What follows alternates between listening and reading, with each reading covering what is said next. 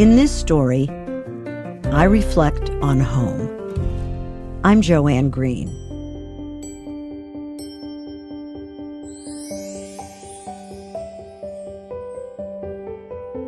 Home, where you're always cozy and safe.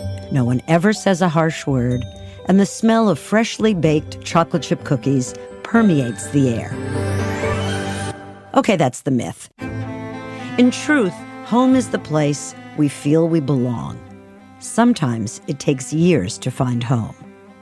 It surely wasn't the pink silk bedspreads we were forbidden to sit on, or the sound of my dad snoring in the den with the TV on. It wasn't my grandparents' house, where my siblings and cousins shared memories of their childhoods playing together before I was born, where Papa's pipes hung from their little rack on the mantel, where I wasn't included in whatever it was the teenagers were doing. It wasn't at my aunt's house, a mansion the way I saw it, with a French-Canadian maid, tiny soaps and fancy dishes in the powder room, and the smell of mothballs in every closet. Home was sitting in a rowboat that one time with my dad on Jamaica Pond when he told me to follow my passion. I thought it meant that it was fine for me to be an actress, and I felt seen.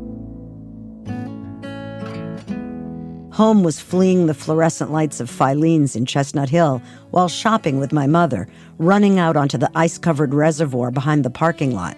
She didn't understand why I felt at home where it was cold, slippery, and possibly even dangerous.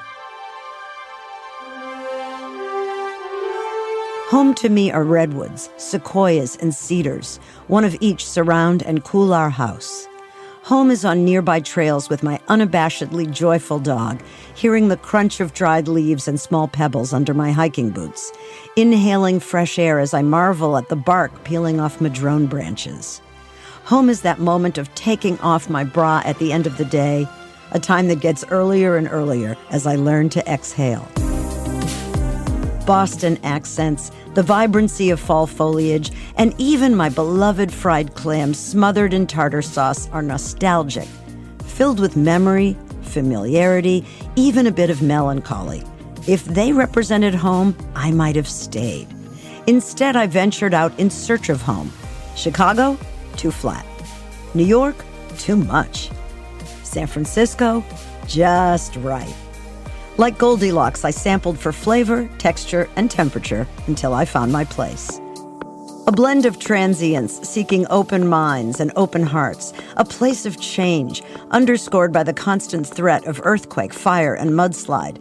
Life is precarious, anxiety a given. I'm most comfortable in adventure, albeit with 2 feet on solid ground, experimenting, creating, and encountering newness in people and place. Nothing feels more like home than communing with a friendly dog, making a child laugh, deeply appreciating the beauty of nature and the constancy of change.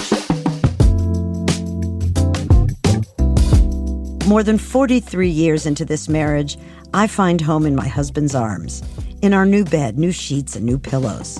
I've found friends I trust implicitly, with whom it's easy, no eggshells, few apologies.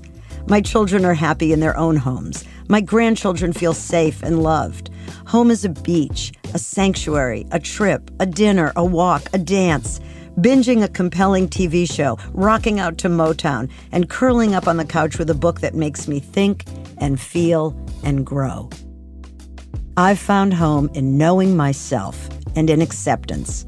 Life has proven what I always suspected to be true, that what fulfills me can't be bought. It must be discovered and treasured.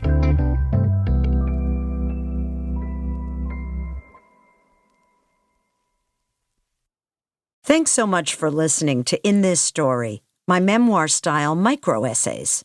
I've written a full-length book, By Accident, a memoir of letting go, which is now available in paperback, as an ebook, and as an audiobook. You can purchase it online or at your favorite local bookstore. If they don't have it in stock, they can order it through Publishers Group West, a division of Ingram. Again, it's By Accident, a memoir of letting go by Joanne Green.